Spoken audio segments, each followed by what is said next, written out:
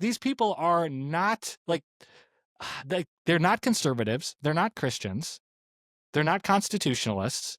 They're not originalists as much as they want you to believe it. They're straight up socialists, or really national socialists. Welcome to the Reality Therapy Podcast, where the truth will set you free. Welcome. I'm here today with Mikale Olson, who is a writer for Not the Bee and is also published in Christian Post and the Federalist. And I'm very excited to have a great conversation. So welcome. Thank you. Thanks for having me. So if it's not the Bee, then what is it? I don't know. We don't really know what we're doing over there, no. But it's connected to the Babylon Bee. It's connected. So it's the same company. One of them is the satire. The Babylon Bee is the one everybody knows. That's the satire site where they're just exclusively making jokes. And then Not the Bee is their real news. But the cool thing is the way that they allow us to write for Not the Bee is a lot different than a lot of other news publications, the Federalist or even Christian Post or Fox News or whatever it is, Daily Wire. You still kind of have that edgy comedic flavor to it, which is fun. So it's like when I'm writing for Not the Bee versus Christian Post, I feel like I have to put different hats on, which makes it interesting. Have you ever seen a headline and not be sure if it came from the Babylon Bee or if it's a real news article? Oh, yeah. There was one the other day. What was it? It was something about, so I don't know if you're familiar with the story going on with this El Salvador MS-13 affiliated gang member who got deported, and the Democrats are upset about it. Even some conservatives are upset about it, as it's allegedly, which I'm not super up with the story. I tried to do a little bit of reading on it. But anyways, there's a story going on. Democrats are really mad. And there was one Democrat in particular that flew over to El Salvador, apparently, to visit this guy, to basically show his support for this MS-13 gang member. And the Babylon Bee had this story. I'm trying to remember what the headline was. It was something like, you know what? Let me look it up. Hold on. It was absolutely hilarious. It was something to do with this story happening. And I read it the first time and I was like, oh, it didn't even faze me that it was not a real article. Hold on. Sorry for the pause here. Let me find this. You're good. It's worth the, let me see. All right. Let me find it here. Man, I should have had this pulled up already, huh? You're good. Right. You're good. Yeah, there's so many lately where it's honestly hard to tell. I know Kyle Mann and Seth Dillon always share those, and Joel Barry does this as well. Oh, here it is. It says, no, wait, that's not, is that the right one? Let's see. You're pulling up like a real news article or satire? This is a satire, but it's so on point with the actual news that, I mean, you wouldn't know it. Man, I'm trying, where is it? Here it is. People who bypass legal process in migrating to U.S. demand legal process before being kicked out. That's exactly what's happening in real news. Yeah. But what satire is reality is where we're at now. Yeah, I joke sometimes that like these real news headlines are going to put the Babylon Bee out of business at some point, like because you just can't exaggerate it. Reality is becoming so absurd. It's like, how do you even make satire? Reality is satire now, in a way. I mean, there's so many of these stories where, I mean, they'll post something a year ago, and then something will happen today, and it's like, that was satire a year ago, and now it's real. Yeah, like these prophecies, these Babylon Bee prophecies being fulfilled. Yes. That's like the Jeremiah or Isaiah of the 21st century is the Babylon Bee. Absolutely right. That's great. So tell me a little bit about yourself, your background. What got you into writing and journalism and all this kind of stuff? So I've always kind of been interested in politics. Right out of high school, I originally wanted to go to seminary, actually. My dad, my uncle, all my family's in vocational ministry for the most part, a lot of my family. So growing up, it's been a lot of, discussing religion and theology and politics and current events and history. And so I always joke that growing up in my house was a lot like growing up with Jordan Peterson.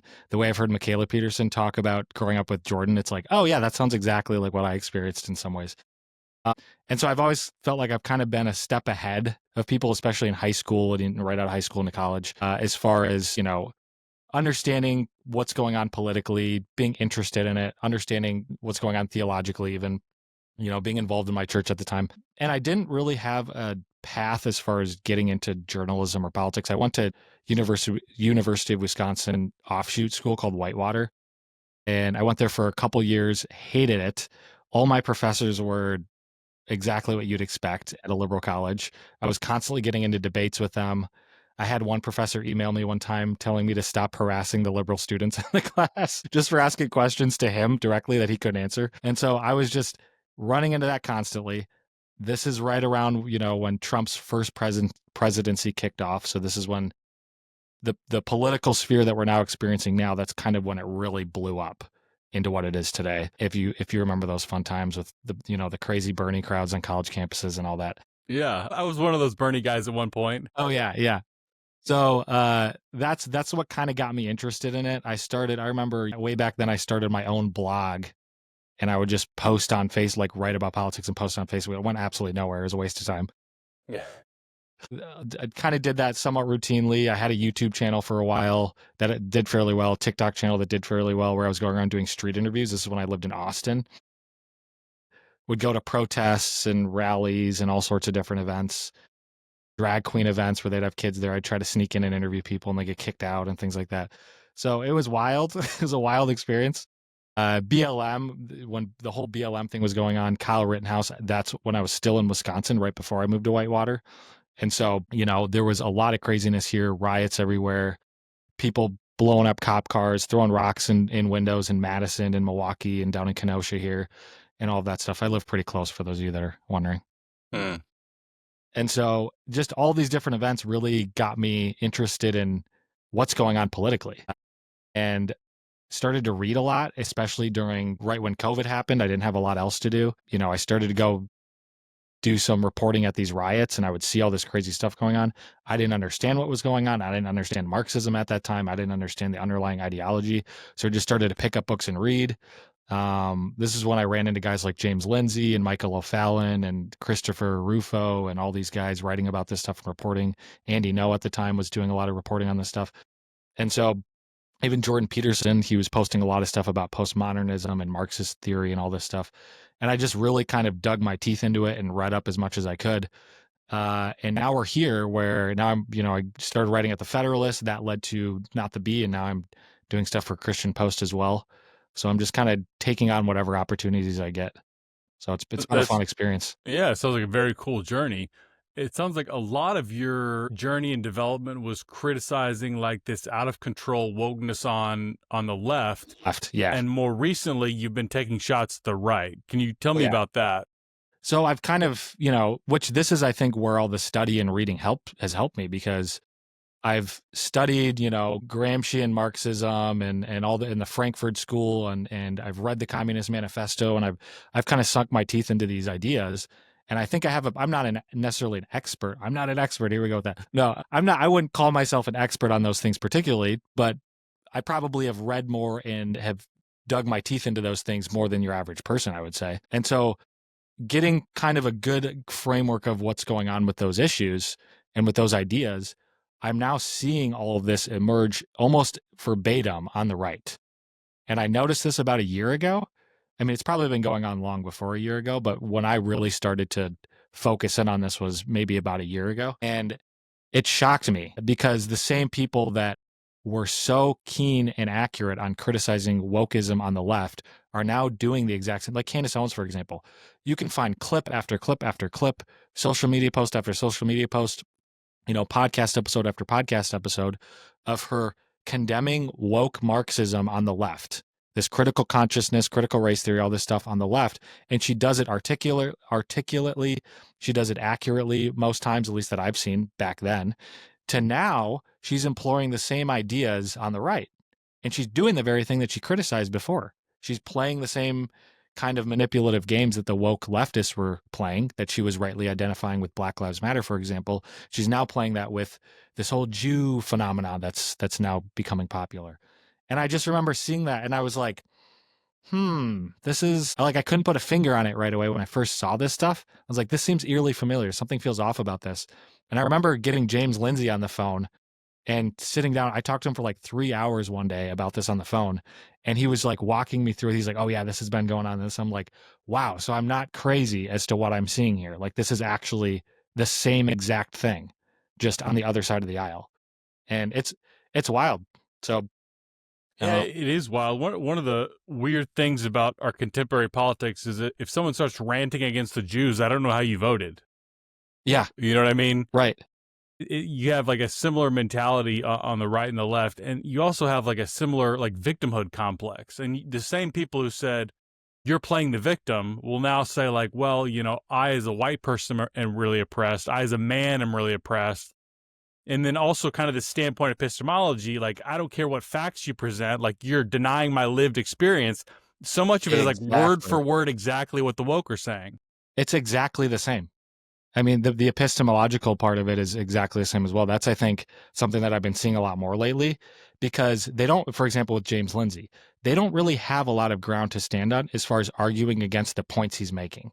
He's making them very clearly, very directly. There's not really a lot of room that they could maneuver within as far as saying that what he's saying is wrong. They just don't have a good argument to claim that he's wrong, because he's not.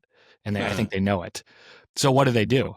Well, they take that standpoint epistemology and then they weaponize it against him and against anyone who might support him. So, like, for example, I think it was either today or yesterday, Eric Kahn, who's one of these Christian nationalist kind of alt-right guys that's been emerging, he tweeted something like, never listen to what an atheist has to say, or something like that. Like, don't, if you're a Christian, don't listen to atheists, was kind of that's not direct quote, so don't quote me on that directly. I posted it on Twitter if you guys want to go check it out. But that right there is exactly what you said. It's the same argument and strategy that the woke left use. Let's say with black people, white people aren't allowed to talk about issues that have to do with race because it's not their quote lived experience. They're not in that demographic. Therefore, they don't have a voice and they can't speak truth into what's going on here. Men can't talk about abortion for the same reason. It's the same truth equals lived experience fallacy that you're saying, which is crazy that Christians are making that. Suppose Christians are making if anybody, we should understand that that's not how truth works. Truth is objective. It's not something that is bound to a certain racial demographic or gender demographic or socio-political or economic group. It's something that is objective in and of itself. It stands on its own 2 feet, and anyone can say truth and anyone can lie. An atheist can tell the truth just as much as a Christian. It doesn't mean that he's being consistent in telling the truth because he's still rejecting where truth comes from, but it doesn't mean that he can't say what's true, and it doesn't mean that we shouldn't affirm that when it is. So again, it's this epistemological argument that's kind of at the foundation of this woke mind virus, or whatever you want to call it, that's emerging on the right as well. Yeah. I don't know how you feel about this, but for me, like, I don't like left-wing wokeness. It annoys me, like it gets under my skin sometimes. But when I write about it, or if I kind of devote myself to speaking about it, I can say, okay, let's like break this down logically. What does the evidence say? This is why it's like irrational or doesn't live up to reality. But as a Christian, when I see like a lot of these Christian nationalist people, like, it makes my blood boil. I feel like you're wearing my faith as a costume, and it angers me in a way that like normal wokeness just can't touch, I feel like. Well, because it's personal. It's almost personal, because what you said, they're using our faith as Christians, and they're basically hollowing it out and then putting it on as a skin suit and pretending to be one of us. And they're ruining the church's reputation at large. They're tarnishing the name of Christ in the public square as a result with many people. And they're really giving ammo to the woke left, who's criticized Christians for being all these things that they now are: racists and anti-Semitic and just bigoted, hateful, they hate women, etc., whatever it is. Like, they're literally becoming these stereotypes and these caricatures. And you're right. It's like, I can look at the woke left and kind of emotionally disconnect from it because it's not me, and it's not my tribe, you could say. It's not I'm not affiliated with the woke left. I don't vote left. I have no ties there necessarily. And when I'm criticizing it, I'm doing it from the outside. Whereas with this, it's like, this is internal. This is like an internal battle. And you're right. I found myself getting a lot more frustrated over these people than the people on the left. And at least the people on the left, they'll just straight up admit they hate God and that they're Satanists and that they want nothing to do with Jesus. They'll just straight up admit that, and then they'll carry on in their evil. And it makes sense. At least they're being honest in that way. People on the right that are doing this, they should know better, number one. And it's almost more evil to do all this while hiding behind a cross. You know what I mean? I mean, you look at how Jesus interacted with tax collectors and women, prostitutes, and all this stuff. Yeah. He was gracious. He was kind. He met them where they were at, right? You look at how he interacted with people who were kind of doing this, where they're posturing themselves as leaders and as as church patriarchs in a sense, and as ambassadors for the kingdom, like the Pharisees were doing. But yet we're doing this, where they were using the name of God, hollowing it out, and wearing it as a skin suit for their own purposes. Look at how he treated them. Very, very different. And I think the attitude I'm now kind of adopting is more almost not grace. Maybe this sounds bad to say, but almost a little bit more grace for like the gay trans atheist who voted for Kamala Harris. I almost have more empathy and grace for that person than I do for Eric Kahn or Joel Webben or any. You get what I'm saying? Because of that dynamic. Yeah, I mean, it's because they're like you said, wearing the faith as a skin suit. And one of the things that angers me so much, more so with these Christian nationalists than people on the left, is the arrogance. Like if you look at Jesus, who's like, we believe literally God, and he's, on his knees washing his disciples' feet with the adulterous woman. He gets down on her level, on eye level. He like humbles himself to approach people. And all of these type of pastors, they come with this like smug arrogance of like, I'm better than you. It just seems like the opposite of Jesus so much. Yeah, they don't understand the gospel. No. It's all about, and they don't understand it, regardless of what they say, because of how they live. That's how you measure whether or not someone truly understands the gospel, and not only understands it, but actually believes it. Maybe they understand it. Maybe they understand it theoretically and theologically speaking, intellectually, but they don't actually believe it. Because the way that they live and the way that they view people and the way that they treat people is the complete opposite of someone who actually is filled with the Spirit of God, who understands the gospel and how that actually should impact our lives and how we treat people. For example, like all this Jew hate, I just wrote an article about this collectivism, this idea of collectivism, and how that whole idea is so contrary to the gospel. The gospel is biblical theology in general is a very individualistic theology. It doesn't mean that there's no such thing as groups. It doesn't mean that groups don't matter. It doesn't mean that there's not a collective body like a church or a family, for example, or even a nation of people. But the individual is always it's always the most important element.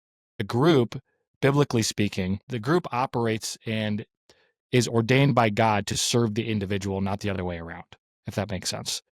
So a church exists to serve and meet the needs of individual people, whether that's physically, like what we see in Acts chapter 2, or different places in Acts where the church is selling their possessions and giving it to the poor, helping widows who are being rejected by the Hellenistic Jewish society at the time, whether it's spiritually, where pastors are going and meeting people's needs spiritually, preaching the gospel, ministering to people, casting demons out of people, whatever it is.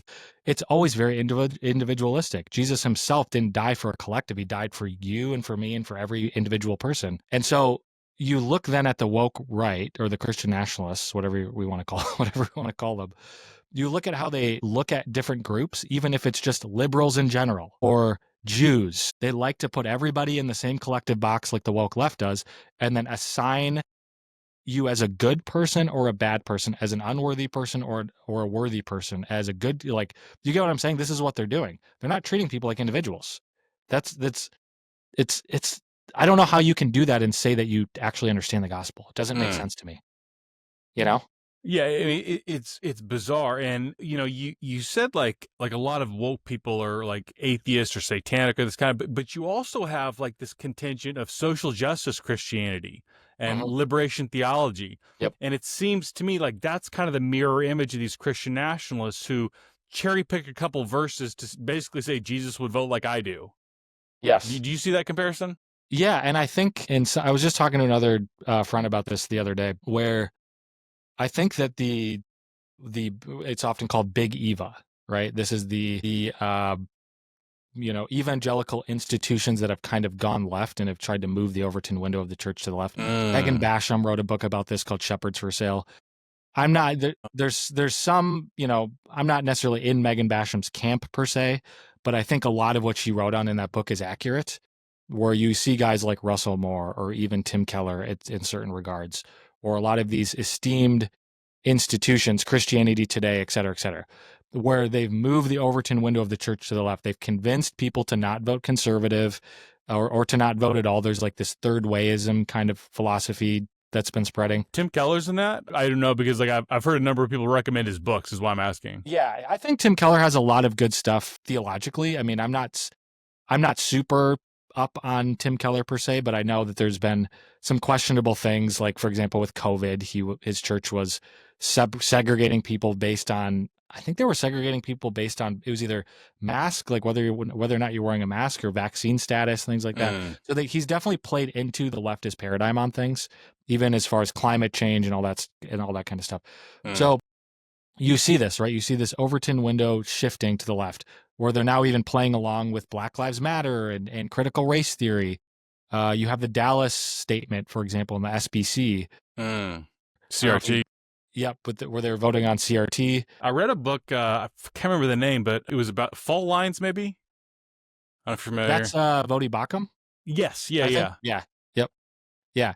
So you see a lot of these, and he was one of the ones that stood against CRT in the SBC, which good on him. And there's a lot of people that did. And so, but you still see this gradual shift to the left where they're now embracing this leftist paradigm. And what happened as a result? It's this overcorrection to the right, where now we're going to become almost the villains that they've been saying right-wingers are in the first place. It's like this resentment, this rebellious attitude, and they get a bunch of young men who probably feel, I mean, okay, I'll give you an example. Eric Kahn, he was a former SBC guy, went to Southern Seminary in Louisville. He's one of many who were in the Southern Baptist Convention or pretty deep in different evangelical institutions that we're talking about that have gone left and kind of betrayed a lot of conservatives as a result. And what's his response? Well, I'm going to go over here and do this thing and just become the very thing that they've accused me of being, and screw them. It's like this screw them attitude. That's just this overcorrection to the right. And the irony is it's kind of this horseshoe theory where they're becoming the very thing that they say they're fighting. Which is weird. Again, there's that paradox of John Harris and Eric Kahn and Joel Webbin were criticizing the CRT within the SBC, and rightfully so. I was with them then. Now they're embracing it on this side. Like, where's the consistency? It doesn't exist. But again, I think what's under that is just almost this bitterness. They feel left behind. They feel betrayed by the institutions that once lifted them up and supported them, that they once lifted up and supported. And this is their response and reaction against that. And it's like they want to be those institutions. It's like this they want to reject Big Eva because they want to be Big Eva. They are rejecting the direction they've gone, so they're going to go in the opposite direction, and oddly enough, end up in the same spot, which is authoritarian, critical race theory, just from a different direction. Which I don't know, but you're right. Where you just see this weird response, you see this weird reaction and overcorrection. So I don't know if that answered that. For sure it does. On some level, like making America an authoritarian theocracy is like bad. Like I think it's against the Bible and things like that. But I can see the logic that would get you there on some level. But the bigotry, it's just like, it feels like, why not? And you see this like this kind of Christian influence into like red pill mentality, where it's like, I mean, it's really just straight up misogyny, but they're hiding behind the Bible. Like, you woman need to submit to me, man. And like, as far as you may know the Bible better than I do. Like, the Bible asks women to submit to God and to your husband, but not to some random guy on the internet. Right. Right.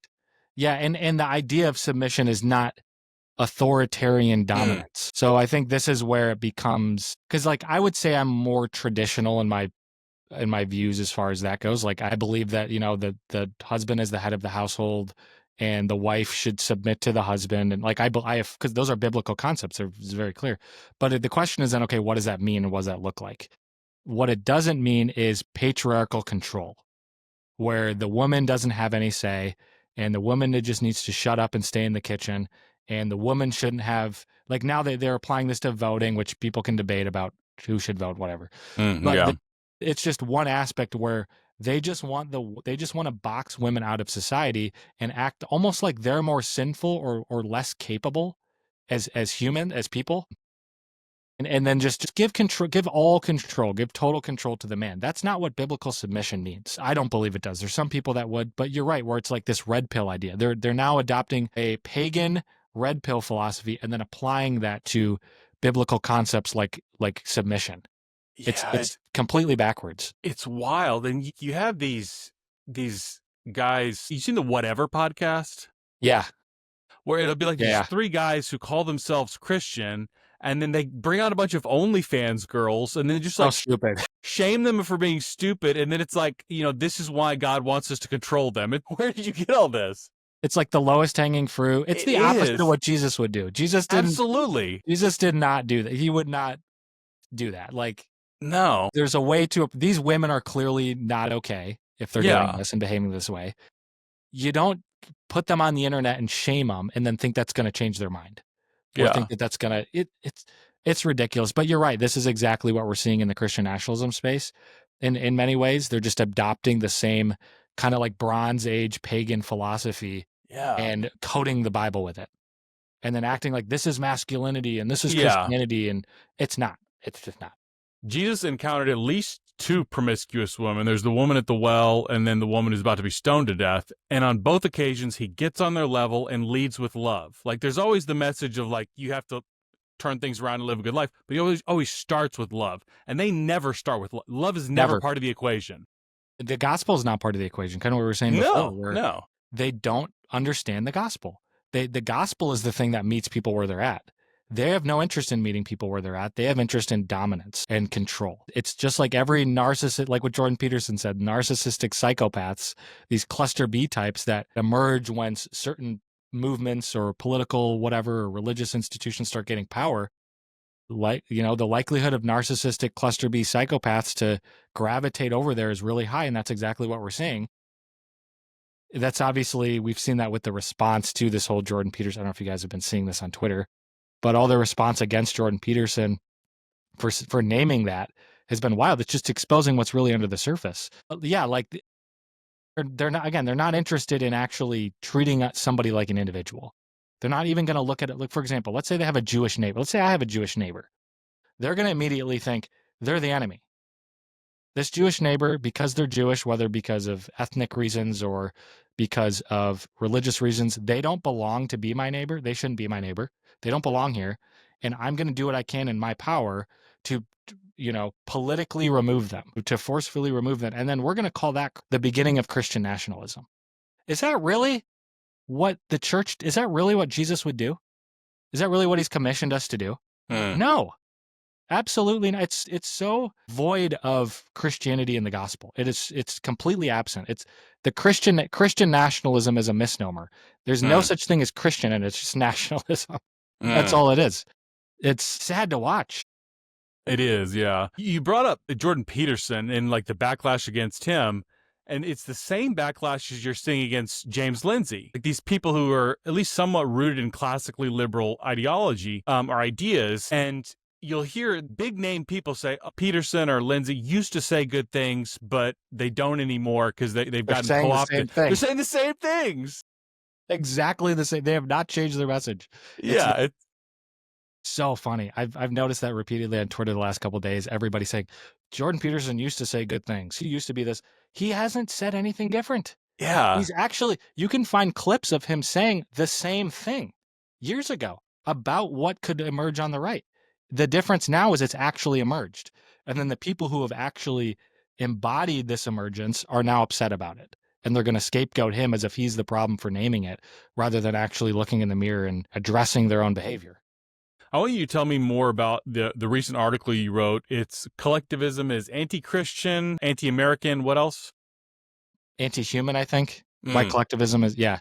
Yeah. So this is one that I know. So without naming any names, there's this one guy that I know who recently posted a podcast. He shared a picture of him like in a podcast room with a couple other guys, and the title was "Why Democracy is Terrible." Basically, like, we're going to talk about why democracy and individualism is wrong in this podcast. And I've seen this trend from the woke right Christian nationalists. It's this attack on the idea of individualism, kind of what we addressed a little bit before, and this attack on liberal democracy. So they have this theory that liberal democracy is what's led to the rise of communism. And as a result, we need to to defeat communism. Our first step is get rid of liberal democracy itself. So when I say liberal democracy, I don't mean like full-fledged democracy. I'm talking about constitutional republic like what we have right now. So it's not just, this mob rule democracy. That's not what I'm talking about. What I mean is classical liberalism, or this constitutional order where there's separation of powers, where the individual is what's most important and what the focal point is. Individual liberty is emphasized as a result. Individual rights are emphasized as a result. And the point of the government, the state, the collective, you could say, is to protect the rights and the prosperity of the individual.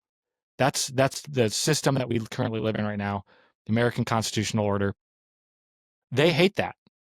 They hate the Constitution as far as that goes, even though they'll call themselves original constitutionalists, which that's a whole other topic. But they don't want to follow the Bill of Rights because it gets in the way of what they want to do.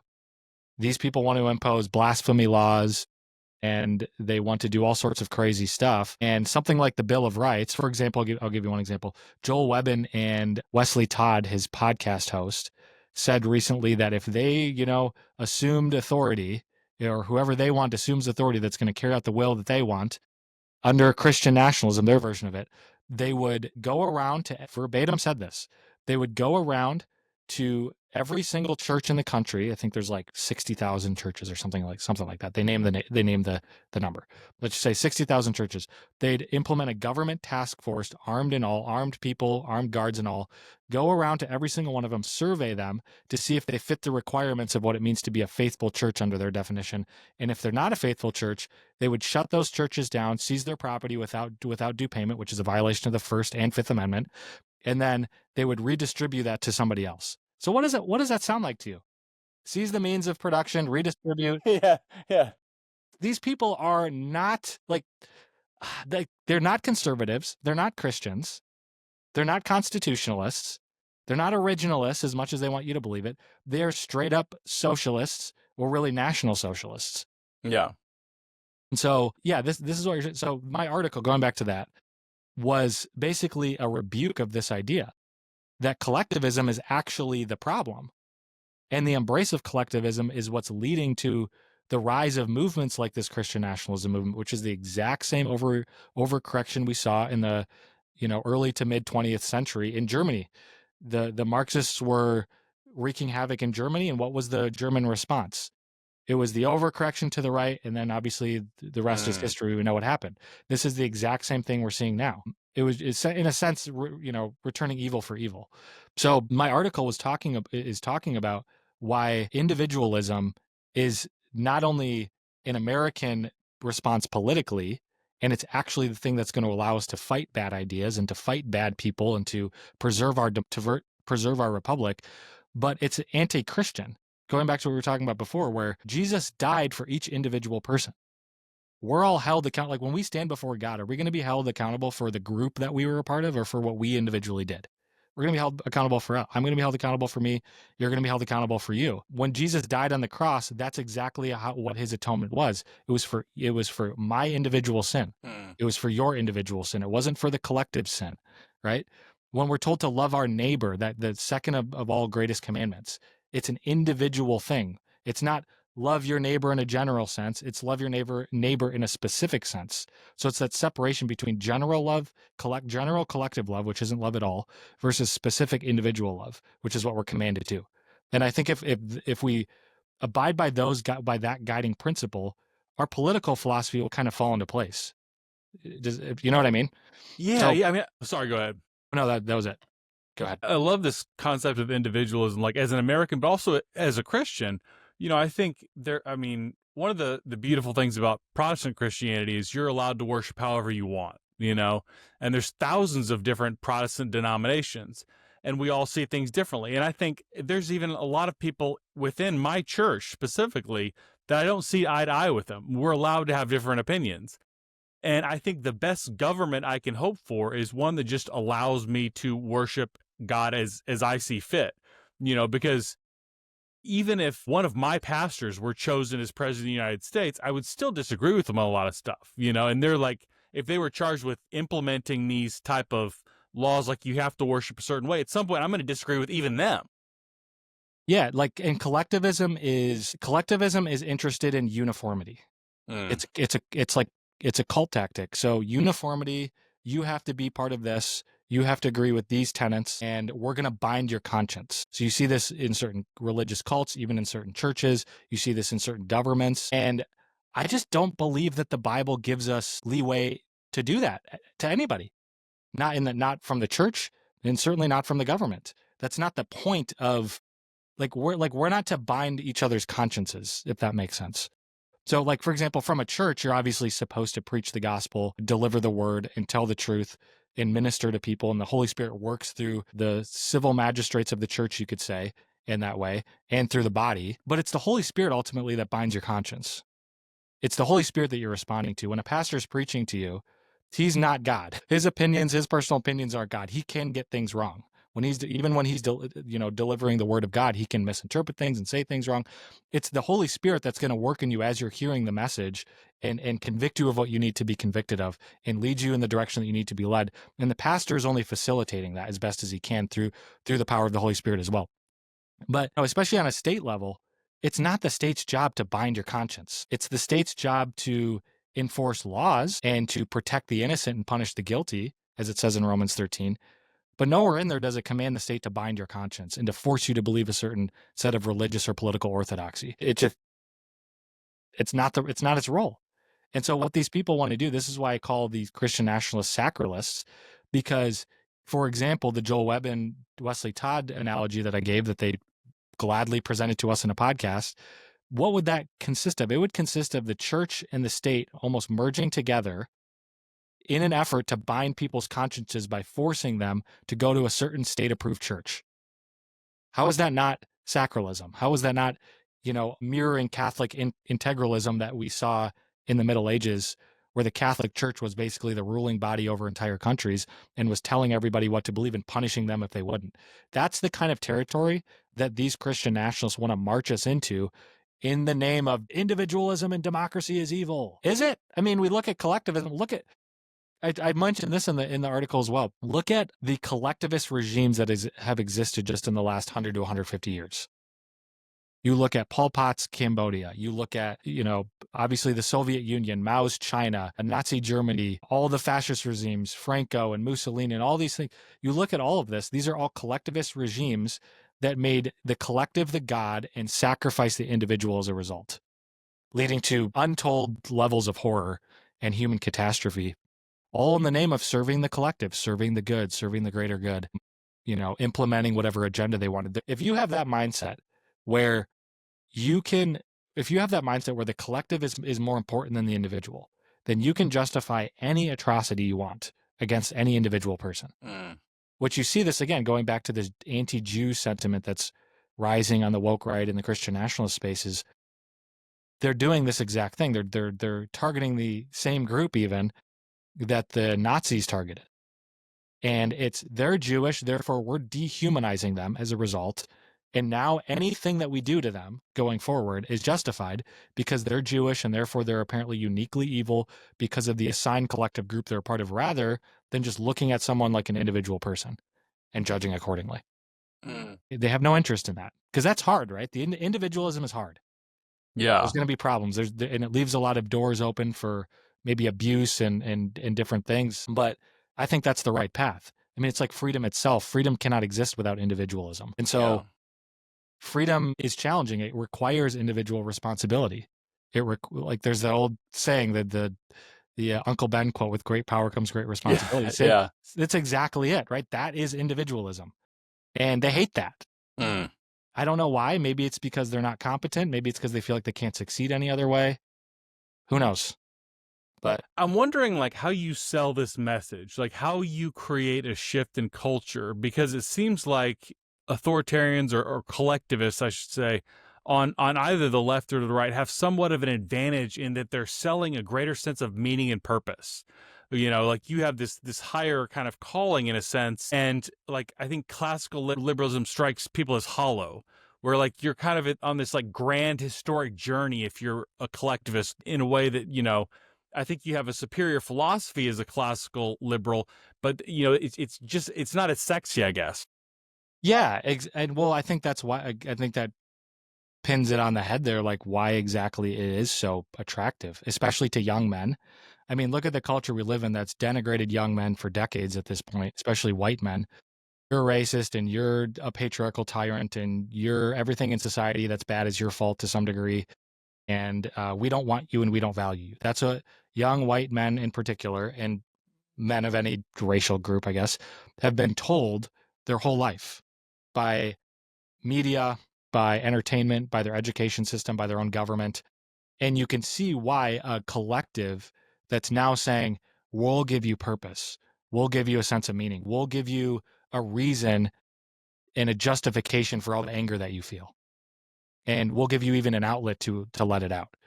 And you could see how this would be so attractive to people. But again, you're right, it's not the individualistic philosophy, which I think is the biblical philosophy. It's not sexy. It takes a certain level of humility. You have to humble yourself. You have to recognize not only who you are in relation to others, but more importantly, who you are in relation to God. You have to submit yourself to something that's not just some abstract group that's going to justify all your anger and resentment. You have to take that onto yourself.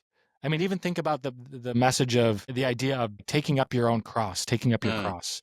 This is what I'm talking about. It's not, I don't really know how to, that's a great question as I'm sitting here thinking about that. Like, how do you Yeah, I sell mean, that? when Jesus left his disciples, his followers, what he promised them, like, if you follow me, you'll have hardship. Like, that's Yeah, just, it's like, it's not the best selling tactic, when you think you about it. will suffer. You'll People are suffer. going to hate you. The Yeah. collective, your nation, your group is going to probably reject you. And so you have to, in faith, follow me anyways, because the reward is so much greater, because that is ultimately what we're called to. We're made to be in relationship with God. And by the way, when I say collectivism is bad, I'm not saying that groups are bad. Like, I think groups are great and they're ordained by God. I'm just talking about the order of importance, if that makes sense. So it's not that we're not, like, even, I don't think necessarily we have to completely denigrate the idea, in other words, of groups. Like, groups, like a church is good, a body, a family is good. But it's the level of importance that we place on one versus the other. The group is important because of the individuals that are in the group. That's what makes it valuable. The church, for example, isn't an institution. It's not just some omnious group that exists that we submit ourselves to. We're submitting ourselves to Christ. And as a result of submitting ourselves to Christ, we come together as a collective, as a body made up of individual people. The church is the individual people, if that makes sense.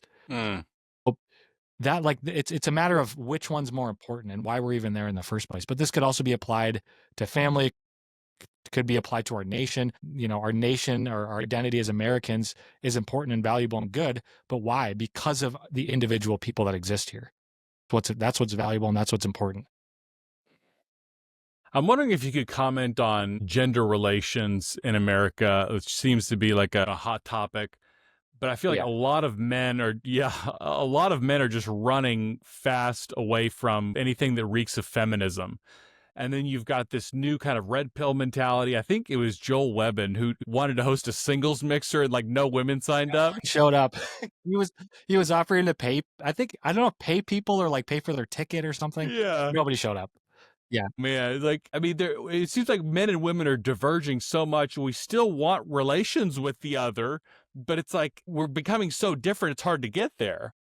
Well, yeah, I think patriarchy, or red pill, we'll call it red pill, is the same exact thing as feminism. It's just the opposite side of the coin. It's the same underlying philosophy that everything that we experience as men is women's fault. Feminism is everything that we experience as women, it must be a man's fault. It's men's fault at large. And it's this hyper resentment against the other gender, and they're both just kind of pointing their guns at each other and telling each other that they hate each other. Like, where is this leading? And then we wonder why the birth rates are dropping so low. And we wonder why we have all these other issues as far as relations in our country go, and dating is so terrible, and people aren't staying married. It's like, because people are adopting this on one extreme or the other, way more than I think people realize. It seems like nobody wants to, like, you could say, unilaterally disarm. Like, I as a man have to like keep my guns pointed at the women because I know, the women are hating me, and like I feel like unsafe or something doesn't feel right to say, like, you know what, I don't hate you, I have nothing against you. Like, it seems like a weak It's play pride. or something. Pride, yeah. Yeah. Oh yeah, it's just pride. People don't want to lay down their guns. And because talking about that sense of collectivism, that sense of meaning and purpose and superiority, if they're part of this collective, well, if they drop their guns, now they actually have to look at a woman and treat her like an individual, not as some evil member of the group that she's in that we've assigned is all bad. Do you know what I mean? Yeah, I don't know what the solution is other than trying to talk. I think it starts with young men, I'll be honest. Talking young men off the ledge, teaching them a sense of responsibility, sexual responsibility, responsibility in marriage, responsibility with kids, just relationships with women in general. I think a lot of men have sucked at that. And it's tough because in our culture today, it's encouraged from the red pill manosphere section, which is rapidly growing. It's been that way for the last decade. It's encouraged to almost treat women like second-class citizens. Like just use them to sleep with them and use them for what you can get and then dump them and move on to the next one. And things like dating apps facilitate this kind of nonsense. I think if men would take the lead in just dropping that act, because that's what it is, it's an act, things I think would rapidly change. I think women would disarm because women are naturally followers. Spiritually, I believe this. Biblically, theologically, I believe this. And I think if men take the lead and just drop the hyper masculinity patriarchal act, women would be way more inclined to actually ironically submit to them. That's the irony, right? Because the big complaint on the red pill side is women don't want to know how to submit anymore. Therefore, they're all evil and we're going to treat them like crap and just use them because we're not getting what we want out of them anyways.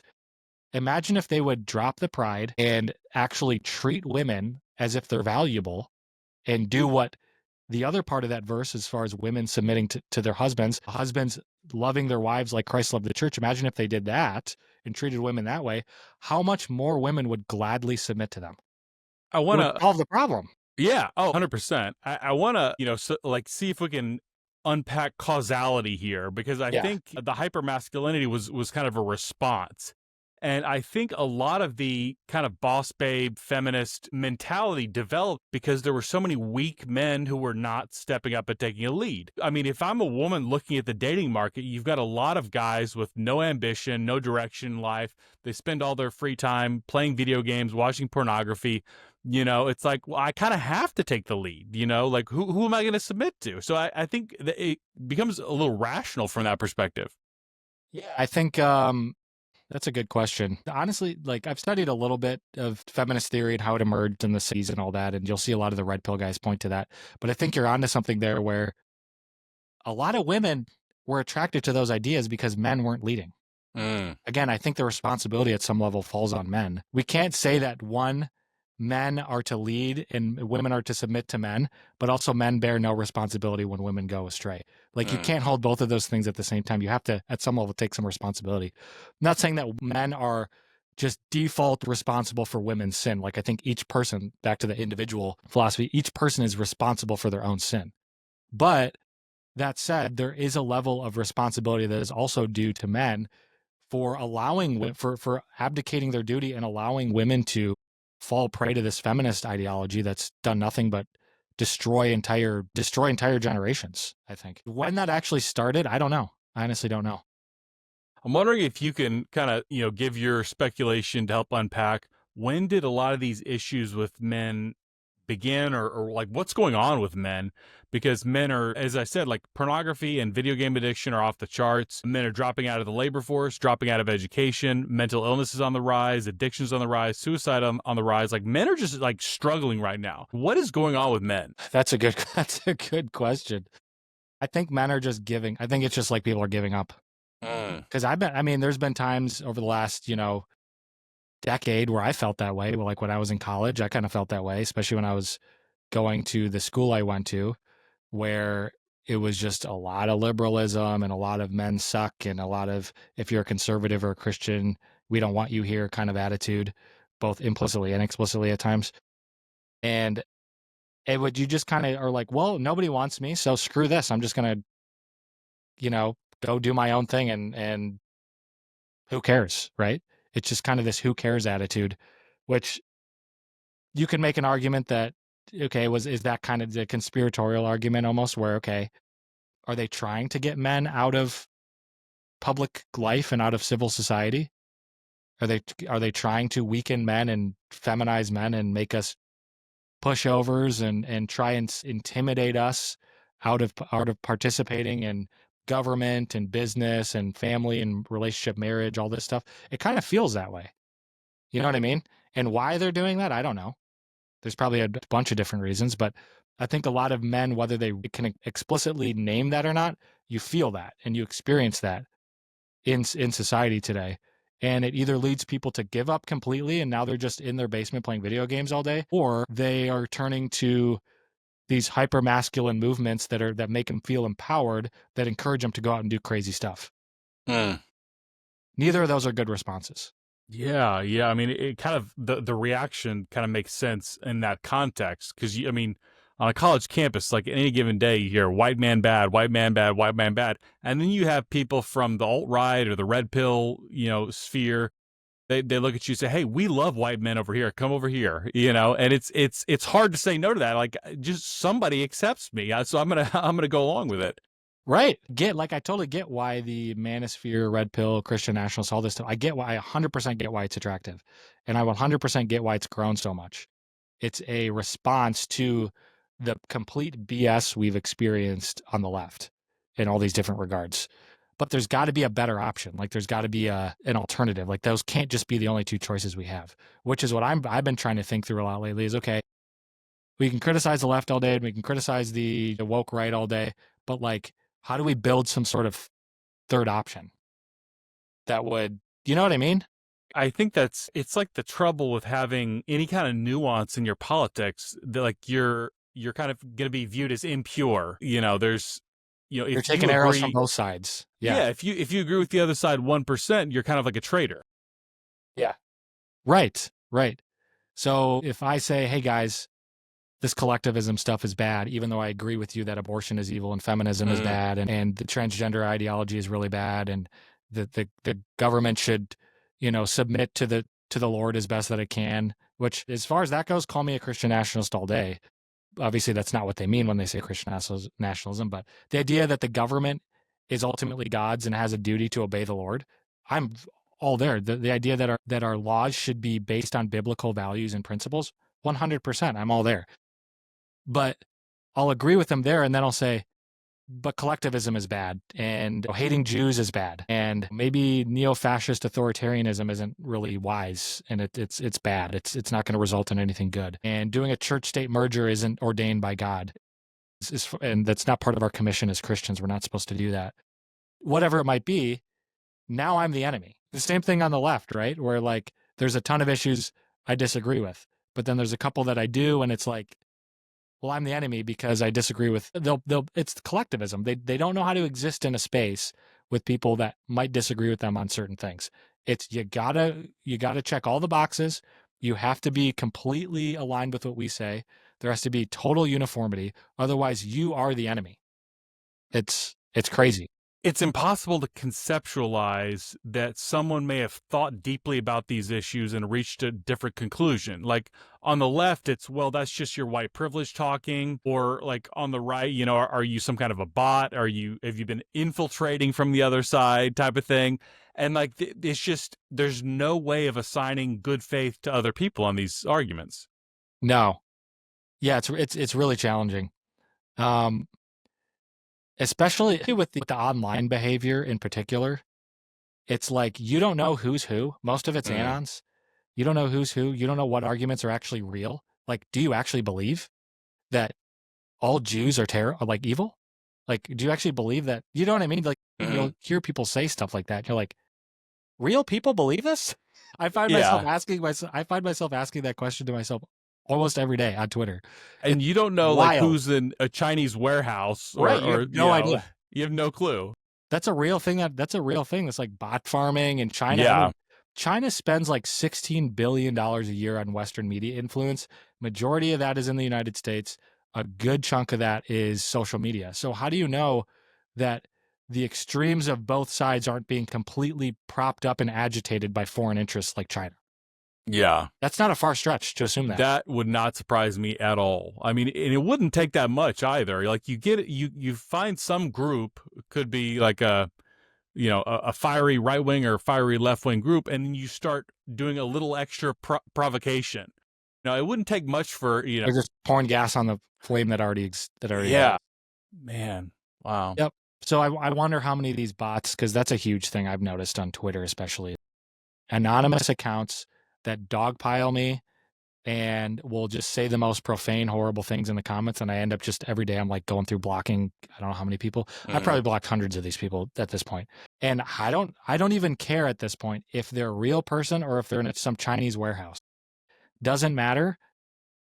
Whoever it is, they're trying to force certain ideas out into the algorithm that most people probably wouldn't agree with and wouldn't even come in contact with unless they were doing that. Because you're not going to, like, you're out and about in public, even on just regular social media, you know, not in these specific circles.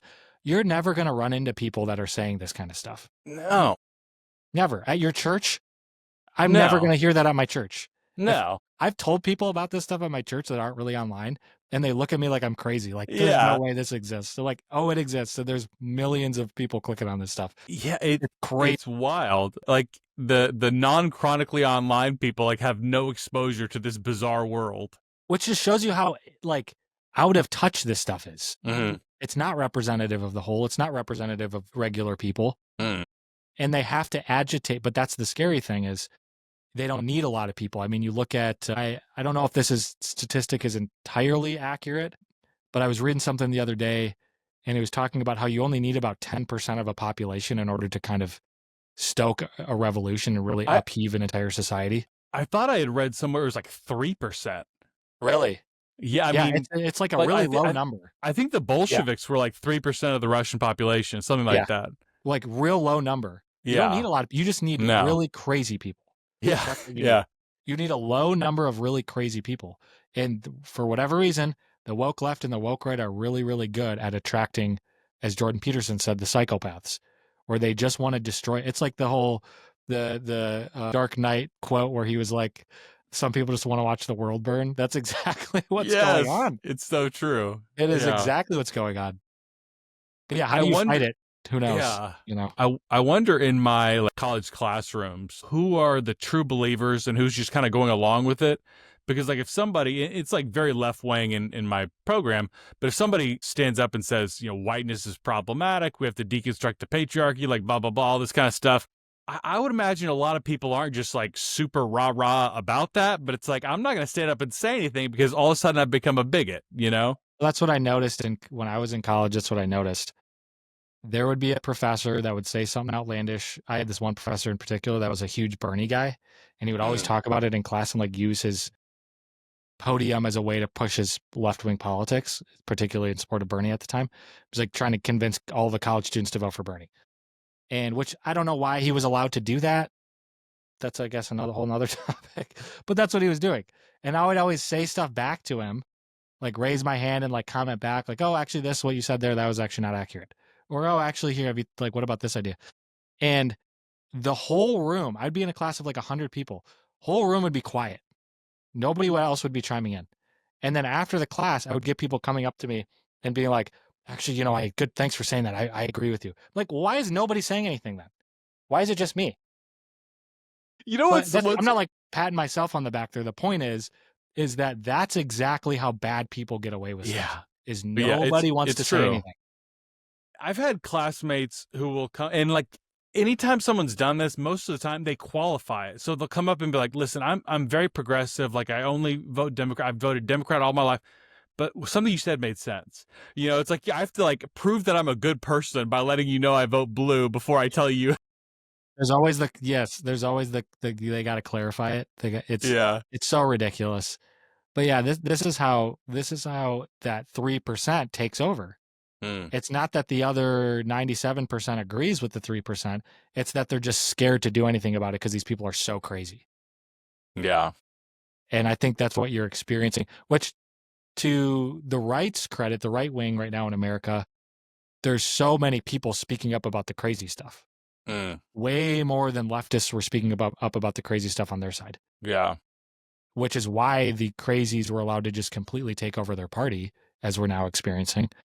Whereas I think the right at least has more of a fighting chance because there's a lot more people who do have that individualistic, you know, traditional American Christian philosophy about their politics and their religion and all this stuff.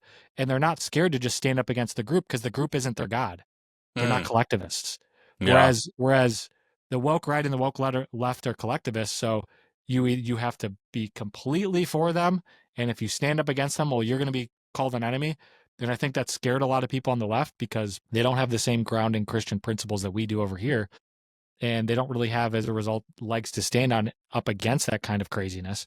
Whereas a lot of people on the right, we're Christians, we're conservatives, we're normal people. We understand, our American history to a decent degree, and we're not scared to stand up against the group.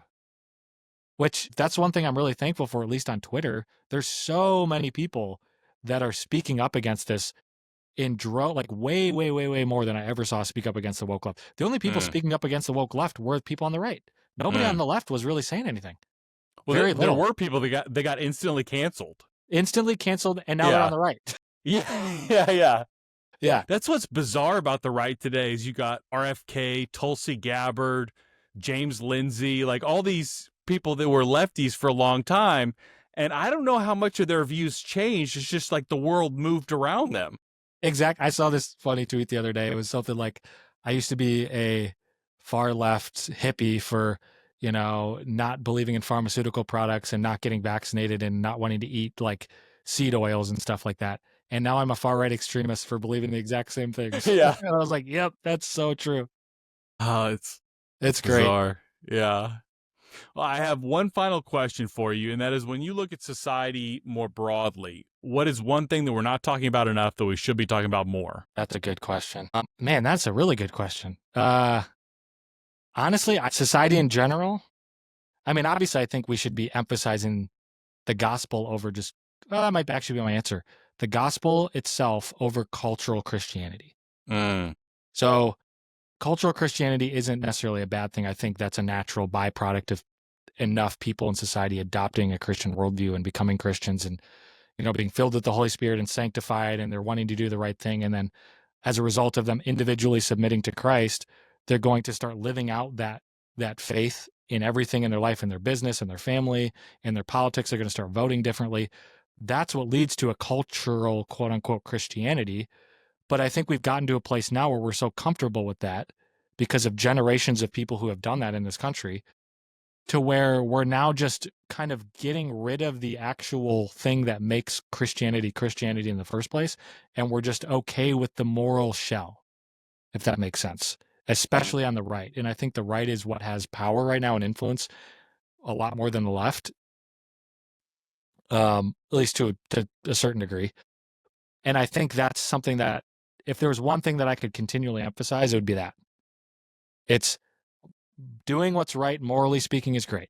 A government that honors, biblical principles, morally speaking, awesome. I want that too. But none of that is going to matter if people aren't actually becoming Christians, if people aren't actually submitting to Jesus. It's not going to last. It's going to be short-lived. It's not going to be anything that we can actually hand down to our kids that's going to be meaningful. It's going to be a shell of what it could be, which is, I think, kind of the situation we're in now. We have a lot of people that say they're Christians and that vote conservative or Christian, quote unquote, but they're not. I mean, how many examples have we probably, both of us, seen on Twitter of that lately? Yeah. Especially in response to this Jordan Peterson phenomenon that's going on. But I think that's something that needs to be emphasized. Like, get back to the basics. Get back to what makes Christianity Christianity in the first place, which is the gospel. That's the thing that actually has the power to transform people. And I mean, that's kind of the story of the early church, right? The pre-political action of the early church is what led to governmental reform all throughout Europe, starting in Rome. It wasn't Christians skipping over the gospel and trying to force their Christendom onto everybody else. That's not what they did. They preached the gospel faithfully, were persecuted, and because of their faithfulness in the midst of suffering and persecution, the message spread like a wildfire, transformed people's lives to the point where there were so many Christians in the Roman Empire that Constantine had to declare it a Christian religion, a legal religion, and then the official Christian religion, or the official religion of the Roman Empire, because it had so much cultural impact and power. That was all pre-political. That was not people they weren't trying to topple the Roman Empire. They weren't trying to impose Christendom and force people into believing their orthodoxy. It was by faithful gospel witness and letting the Holy Spirit do his thing.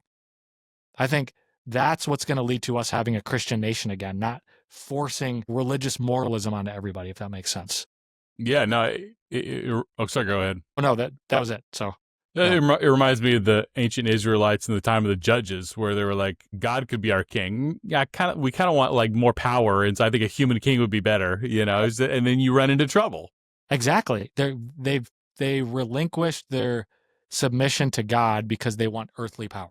And they want earthly power that they can physically see right in front of them.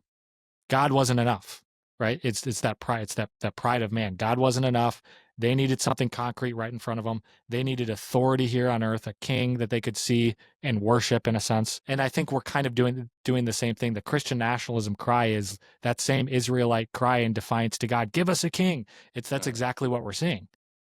And they're missing the whole point. They're missing the whole point. And by missing the whole point, they're missing the very thing that's actually going to transform people's lives and make this nation Christian again. By their being Christian. You can't have a Christian nation without Christians. It doesn't work. Yeah. Good luck. There's been kingdoms in the past that have tried it and it's never turned out good. So that's what I would emphasize for sure. I love that. Well, people can find your writings at Not to Be, The Federalist, and The Christian Post. Yes.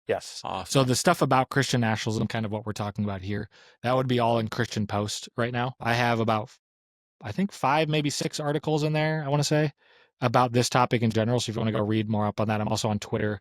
My username is right there, Real Mikale Olson. Nice. And yeah, so that's that. Awesome. Well, I loved our conversation. We'd love to talk to you again anytime. Yeah, this is great. We'll do it again soon. So awesome.